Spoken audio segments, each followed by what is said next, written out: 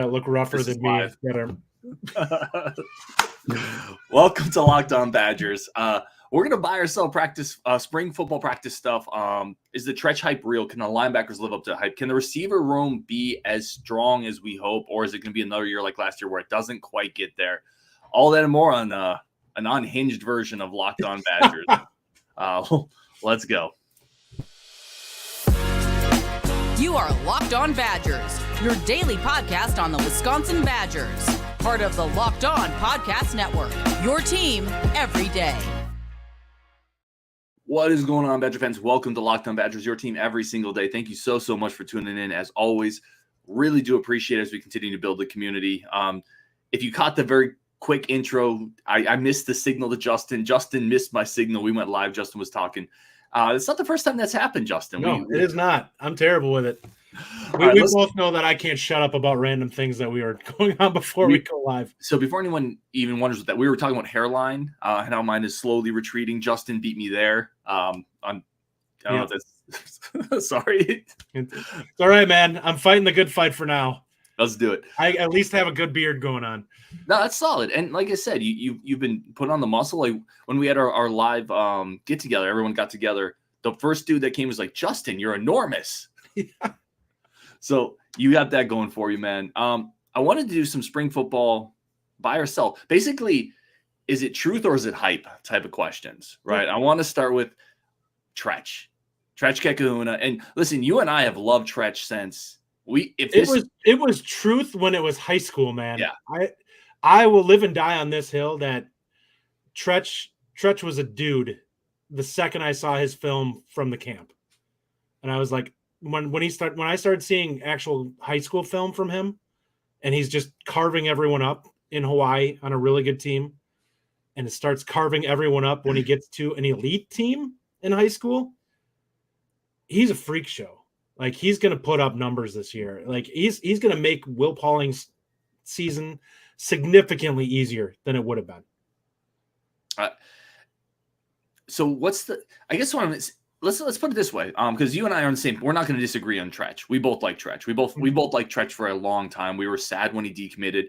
We did a show after he decommitted to join Arizona, and we were like, that sucks. There's no, that's a loss. That's a real loss. Yes. Like this is all truth here. We are big Trech guys. What does he have to do to match the hype? Like, what are the expectations now for Trech? I told you that I thought that I think 40 catches is a legit season for him this year. I think that is in play because I think based off of what we're hearing from camp, they want to get him involved. Like, they're looking for ways to put him in spots where he's going to have an opportunity to cause havoc against the defense.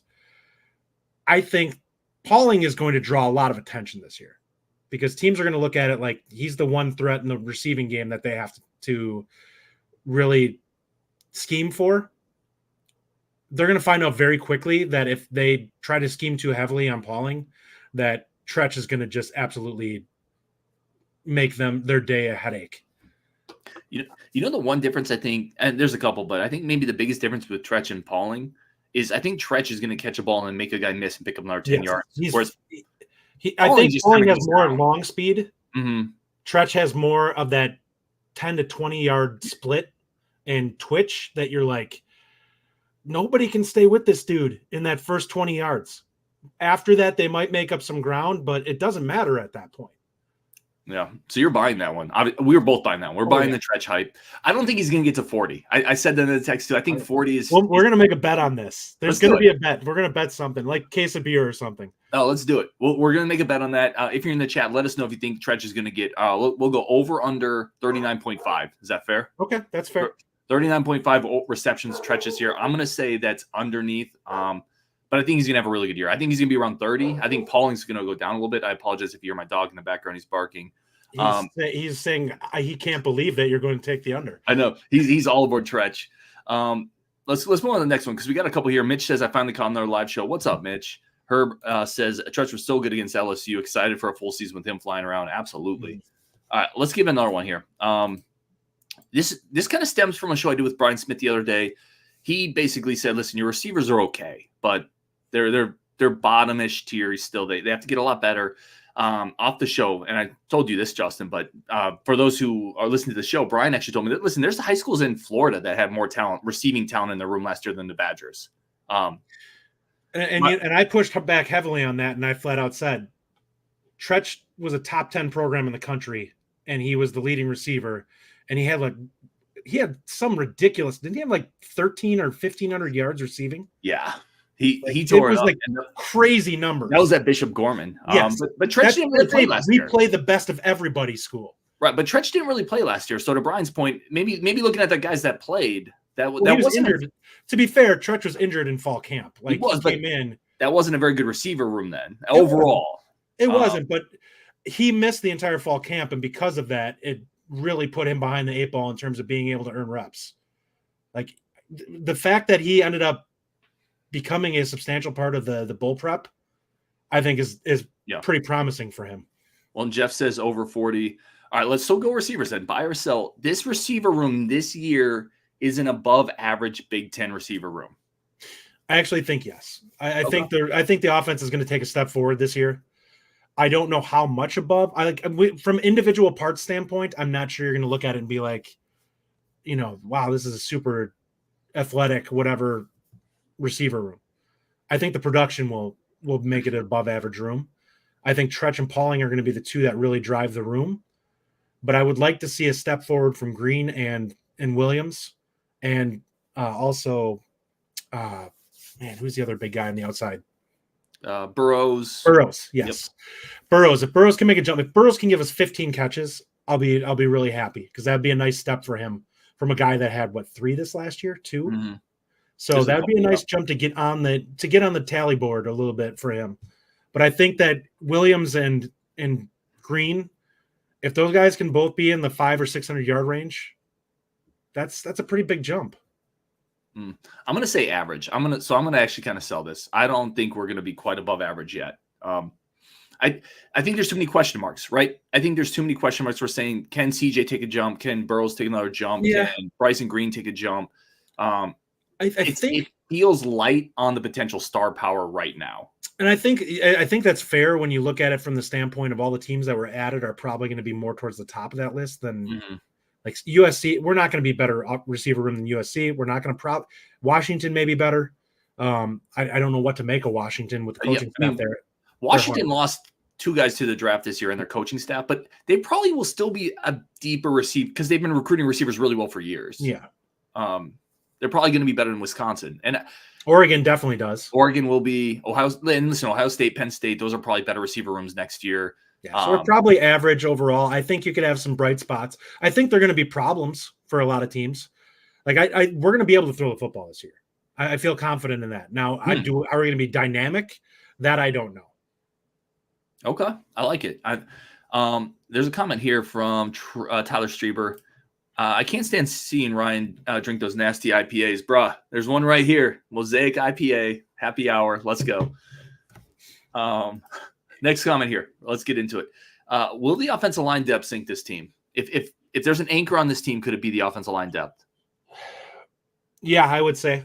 Honestly, there are some limitations with this team. I do not like the tackle depth right now. I think it's very problematic if we look at it right now. I love Haywood. I do not want him thrust out there as a true freshman having to take reps if something happens to Jack Nelson. That's a problem. Like, you need a swing tackle that they get in this room where you look at it and you're like, somebody goes down, that guy's got to be the guy. And we don't have that really right now. Now, I think if there's a spot that we're going to target in the transfer portal in the spring here, it's going to be offensive line. And without a doubt, to me, that's going to be the area that we're going to look at. I love some of the young guys that are coming in. I just think it's a lot to ask for them to come in and be productive and good as a true freshman. Offensive linemen typically aren't good until their sophomore years.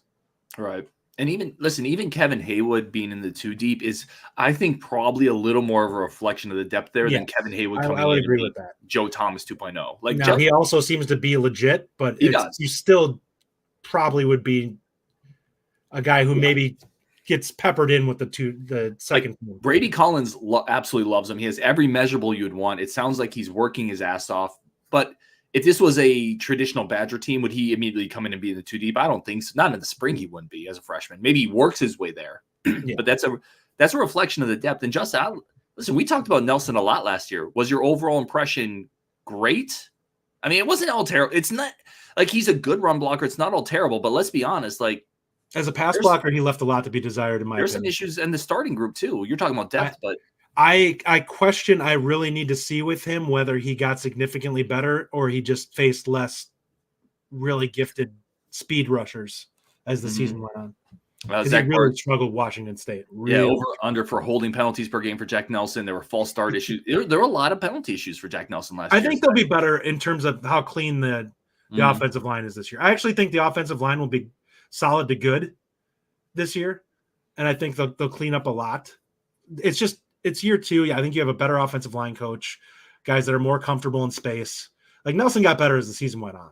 Like I was harder on him than anybody. Like you saw me go ballistic about 8 times. I did with his pre-snap penalties, and I will freely admit the last 2 or 3 games of the season, he really didn't give me a lot to complain about. Yep, not all those going ballistic moments were live on show. Some of those were intimate moments.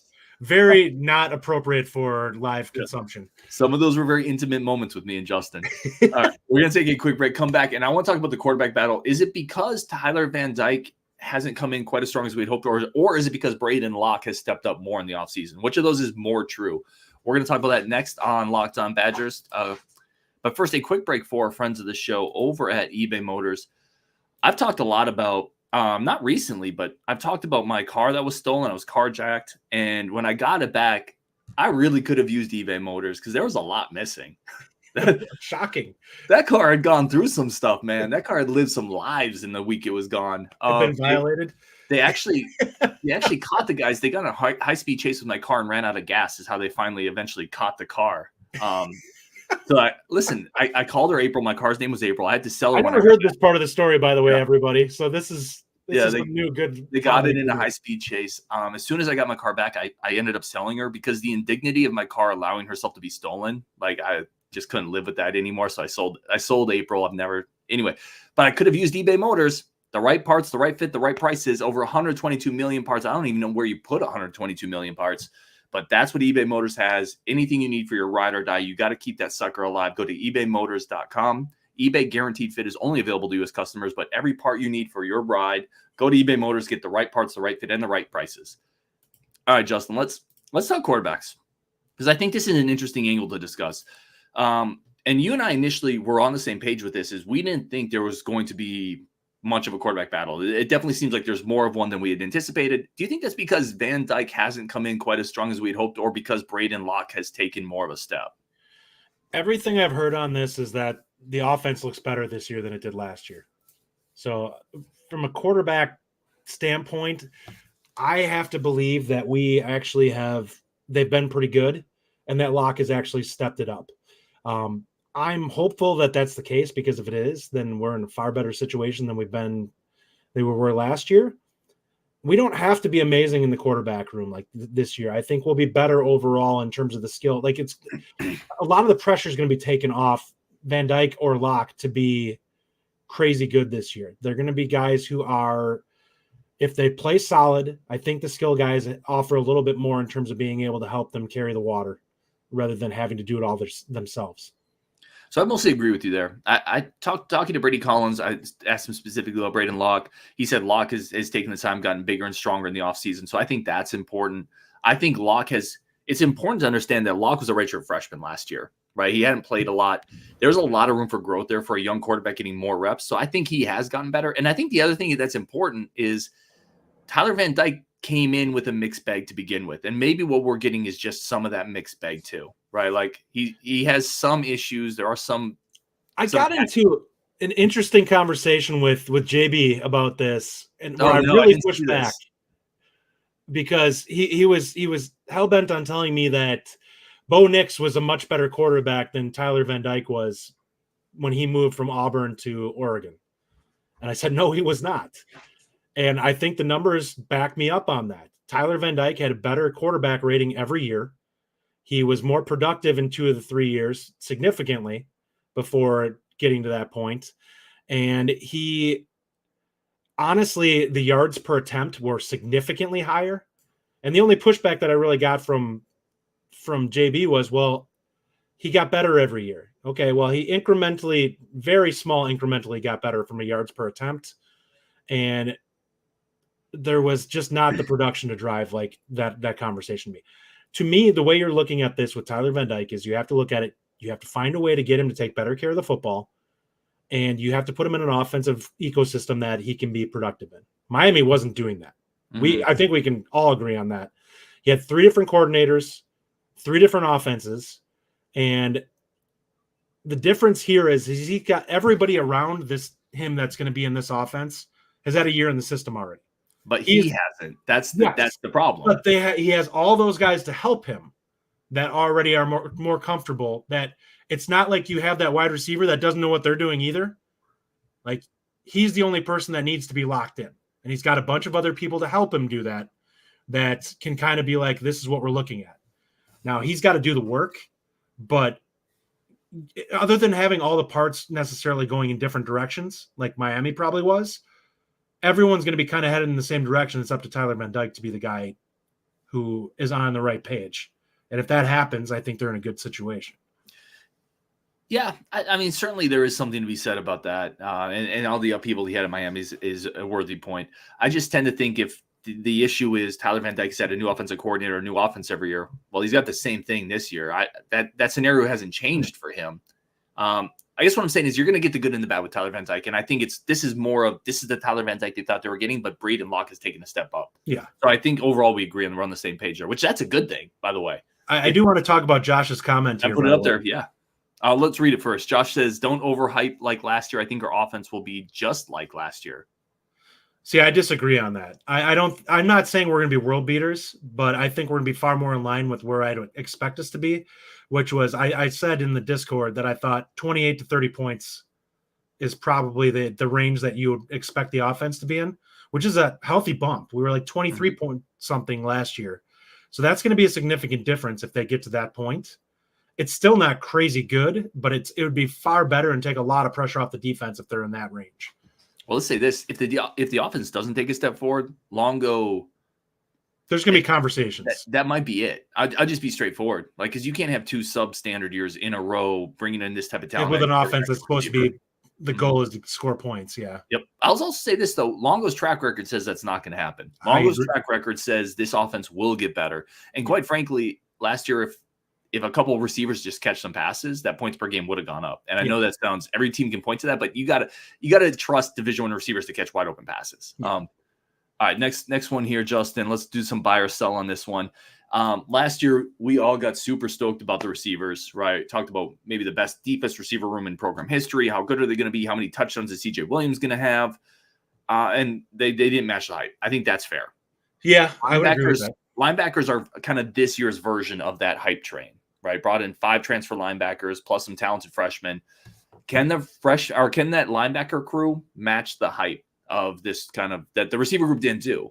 So, in my opinion, the difference here is that I think no matter what, the linebackers will be better than what we had last year, which already sets us ahead of it. Now, I don't know. I don't want to say that we're gonna have like an all Big Ten linebacker room, but I think there's going to be a significant uptick in production because last year just wasn't good. Like from a production standpoint, we didn't have a great pass rush. We weren't great in run fits. We weren't great in coverage in the linebacker position. And all those things should be at least incrementally better to potentially very much better this year. So if that's the case, I don't know if it will quantify statistically to be a huge upgrade, but I think it will look a lot better on the field. I think there'll be a lot of plays where we see a run that would have gone for 10 last year go for 5. And that's a big difference for this team. I struggle with this one because everyone's version of what can the linebackers match the hype is different because everyone's version of how hyped this thing is a little different. And I still have questions about the defensive line, and the defense line directly impacts how the that's going to impact the linebacker play. I'll say this though: the linebackers also impact the defensive line. If you have Bias and Lowry coming off the edge, and they're screening, if you're not filling where you're supposed to be, yeah, and maybe you need to add an extra body in protection. Maybe that running back that could step up last year and chip a defensive end now has to chip a linebacker, and now a defensive end is one-on-one, or maybe those linebackers clean up. Here's one. Maybe those linebackers clean up, like you said, that first down screen play or that first down rollout, and now suddenly it's 2nd and 10, and James Thompson can pin his ears back. That's well, if they're just too. gap sound. Like last year, we talked about how the reaction time of the linebackers was awful, and that leaves a hole there. Like if those guys aren't filling, there's a gap there that shouldn't be there that is giving the running back 3, 4, 5 yards, where in a previous Badger defense, that guy would have came downhill and filled, and it would have probably been a yard or 2. Well, it was 5 or 6 last year because our linebackers looked like they were stuck in the mud trying to figure out what they were supposed to be doing a lot of the time. So I'm gonna buy this. I'm gonna say they do match the hype. Okay. I'm gonna say I wouldn't push back on it. Like I think there's a good chance they are, especially from a pass rush standpoint. I was burned on the receivers, but I'm taking that medicine. Lowry and Pius seem to have it sounds like they're flashing from an athleticism standpoint. And I love Tackett. I love Jaheim. Yep. I like Chaney a lot. Well, that whole group is flashing from an athleticism standpoint. Yeah, that could be one of the more enjoyable positional groups we've had in a long time. Let me ask you this really quick on linebackers. Who's your favorite linebacker on the team? Who are you most excited to see? Man, this is tough. Yeah, it is, right? I really like Pius, but I got to go with Tackett just because we've kind of been watching him for so long. They'll fight over it. I'll pick a guy who's an edge and a guy who's in the middle. Pius and Tackett. Those are my 2 dudes. There's so many dudes, right? Like, I think at the end of last year, if I asked you this question, you would have been like, I cannot wait to see what Christian Allegro looks like in year 2. And he's another guy that's going to be like, they have bodies to rotate. That dude could be so freaking good, and he's lost in the shuffle right now. Can you imagine him with coming in fresh? Yeah. Every other set of downs, man, that's a guy who can just come downhill and destroy things.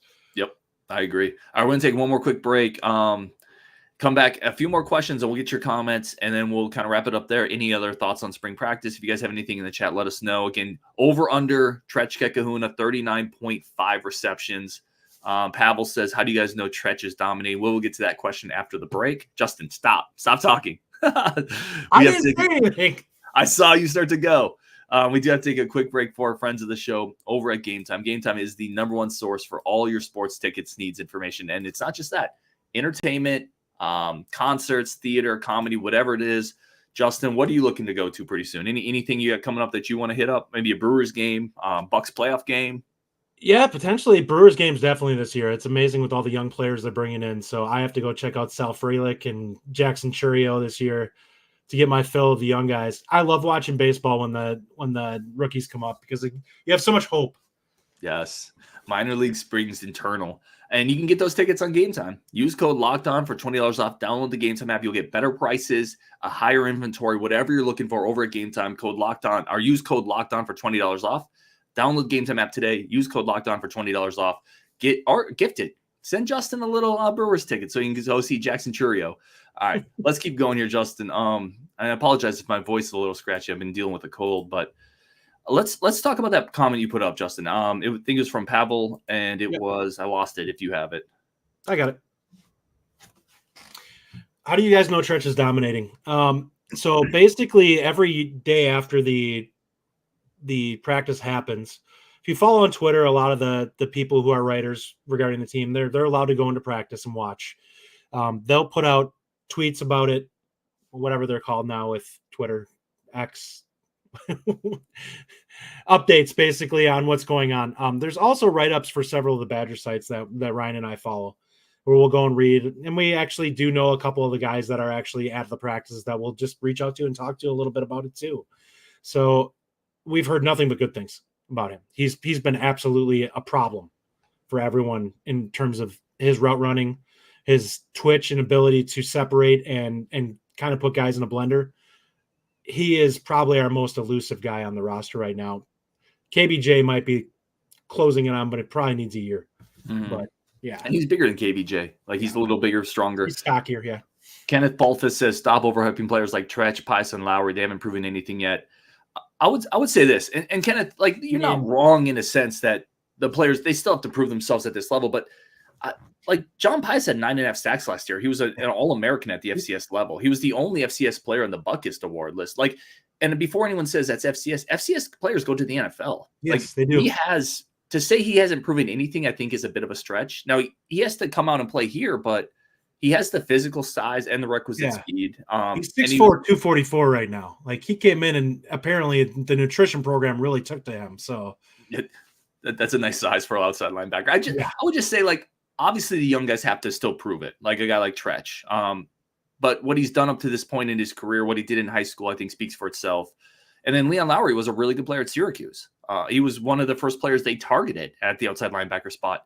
Obviously, he has to do it in Madison. And we had conversations last year about players that didn't pan out. But we also talked about players like Will Pauling. We talked about players that did pan out. So I'm not trying to overhype anybody, but these are players I'm excited for. And I think that's totally okay as a fan to get excited for these players with these type of athletic skill sets. I will hype him up.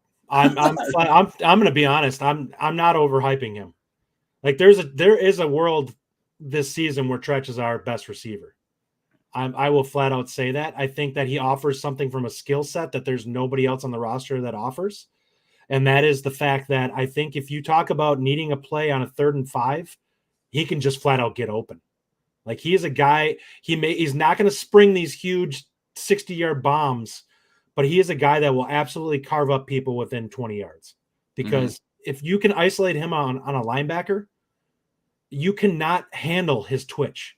He is way too elusive of a guy in terms of route running to put a linebacker. And I don't care if they're a guy who runs a 4.5. There's a difference with those guys that are really quick in that short area. It's hard for a guy that's bigger and longer to stay with somebody like that unless they get hands on him.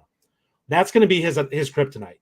If you can get him in space where they can't actually get hands on him, he's going to carve people up. If you can actually play him and bump and get hands on him, that's where you're going to be able to kind of slow him down. At least right now, right? Yeah. That's his element of his game that could grow as well. We saw that with Chimray. Chimray had a really big issue getting off of press coverage. But if putting a guy in a slot, putting him in motion, running some action for him, that's what makes it harder to get hands on him. And that's what I think they're going to do that with Trech. They do it with Pauling. Mitch says, everything I've heard is as a defense as a whole faster. If they can tackle, they're already better. Yeah, there were some issues there last year. Brian Axon says it's spring practice, man. It's time to hype guys up. I'm not against that. I'm really not.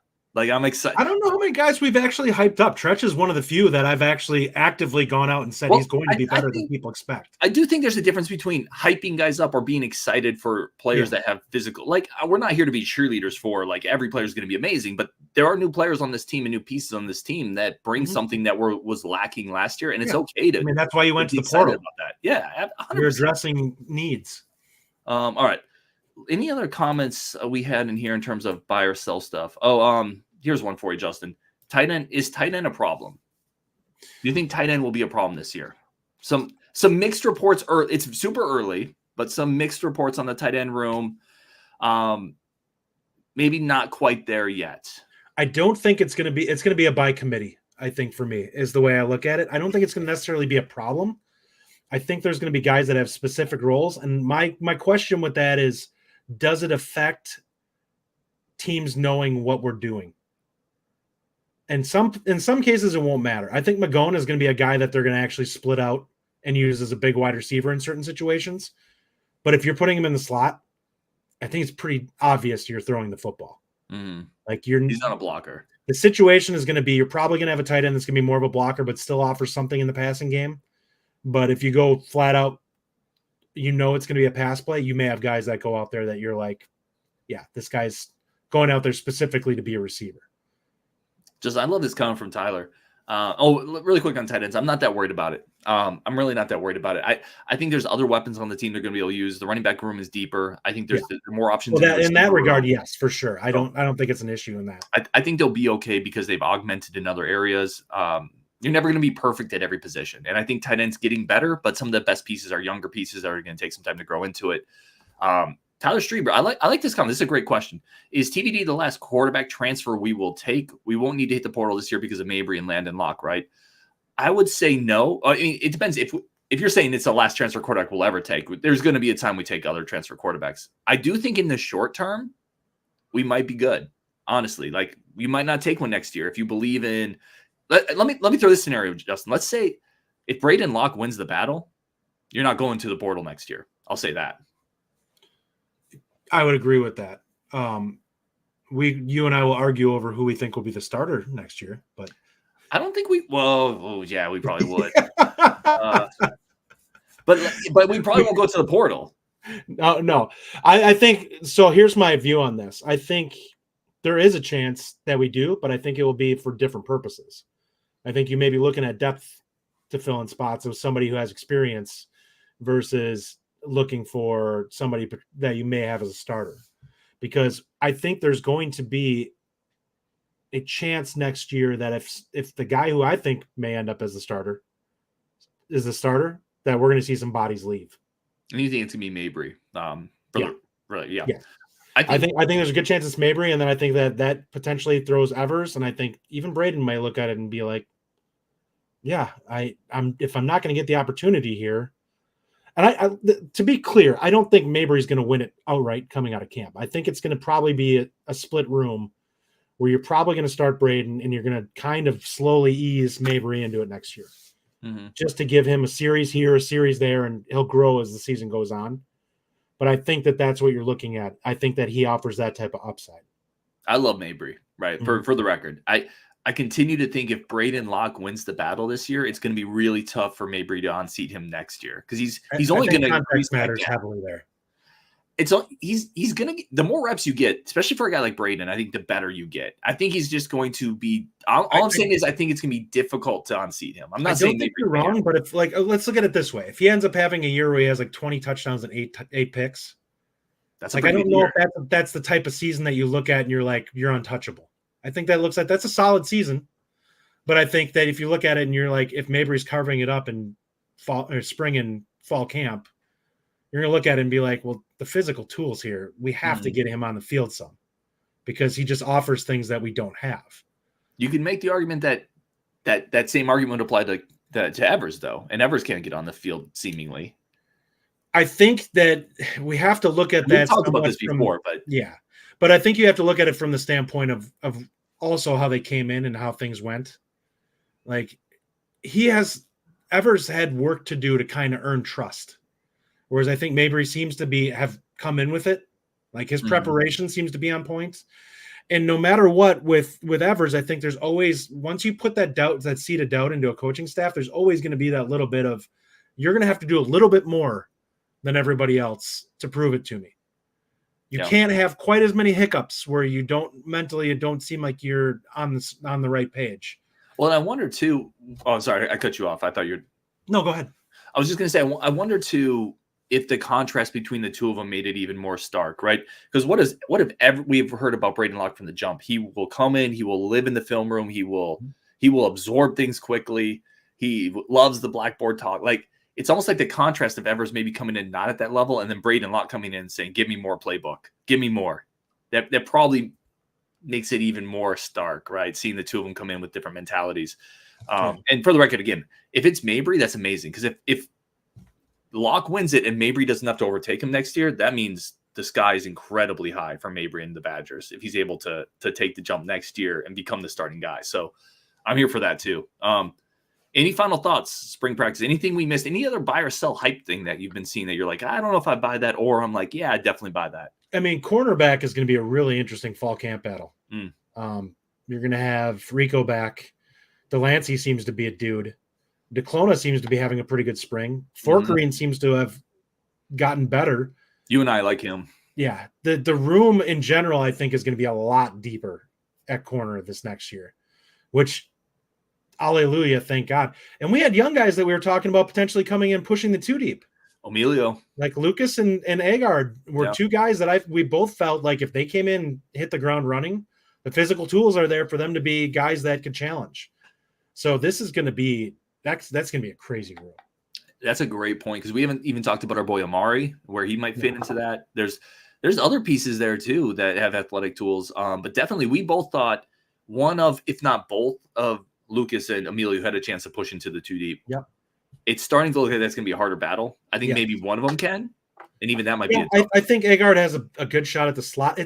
The slot seems like it's going to be really situational with this staff. Like I think they like Austin Brown because he matches up better with a tight end. But if we're talking traditional slot, like you have somebody facing up with a Trech type, slot receiver, I definitely want somebody like Agard out there who just has that quickness and technique in the short area to hang with somebody. And I just don't know. I'm not totally sure I'm sold on Brown being able to stick with that. That scares me a little bit. Well, and like you said, positional though, right? Like, yeah, it's gonna be situational. Yeah, a bigger tight end in there or a big receiver. We're gonna finish with this comment here from Mike H. Nobody talks about Evers, but if he gets it together, he has the most potential at least. I will hands down say that. If he mentally becomes an above average quarterback, I love Mabry. Mabry does not have the speed to be able to run like that. And I think the difference in arm at the college level is negligible. At the NFL level, it might be a little different. At the college level, it's not as big of a deal.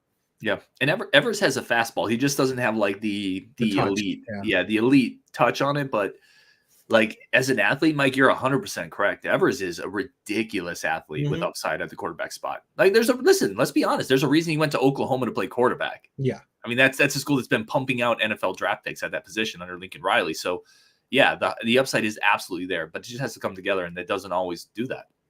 All right, Justin, thank you so much as always. I asked him last minute, and he jumped on because Justin's amazing. Go follow his work, obviously occasionally on here, but also over at the Bucky Report. Justin, man, thanks for jumping on Wisconsin. No problem.